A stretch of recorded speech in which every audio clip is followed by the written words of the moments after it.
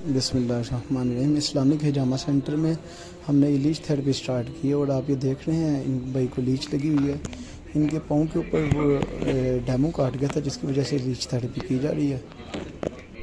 Leech therapy लगाने से पहले इनका पाँव काफ़ी ज़्यादा स्वेल था और अल्हम्दुलिल्लाह लीच थेरेपी लगे हुए तकरीबन आधा घंटा गुजर चुका है और उसके बाद आप देख सकते हैं कि पाँव की स्वेलिंग भी काफ़ी कम हो गई है। पाँव की स्वेलिंग के साथ साथ अल्हम्दुलिल्लाह इनके जो पाँव में दर्द थी वो भी बिल्कुल ठीक हो चुकी है।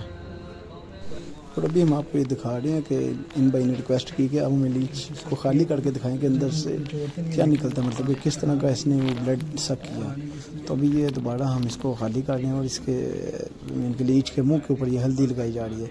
इसके लगाने से ये अपना मुंह को खोल देती है और जितना भी इसमें वो खून गंदा फासिद मादा जो चूसा होगा वो सारा ही आप देख रहे हैं इस डेमो में कि वो सारा बाहर निकला है। अब इसको पकड़ के हम ये निचोड़ेंगे और ये देखें कि इसके निचोड़ने से कितना अंदर से वो टॉक्सिक निकल रहा है। और इसका कलर देखें बहुत ज़्यादा डार्क कलर में है।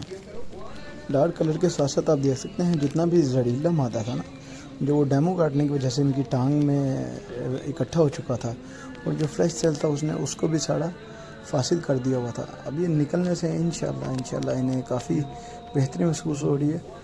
और मौके पे ही भाई बता रहे थे कि जैसे इनका जो टांग का दर्द है अल्हम्दुलिल्लाह वो काफ़ी हद तक बेहतर हो गया है और इंशाल्लाह बाकी आप देखेंगे 3 से 4 दिन गुजरने के बाद इंशाल्लाह मुकम्मल तौर पे ठीक हो जाएगा। ये जो लीच थेरेपी है, जोंक लगाना, ये एक कदीम तरीका इलाज है।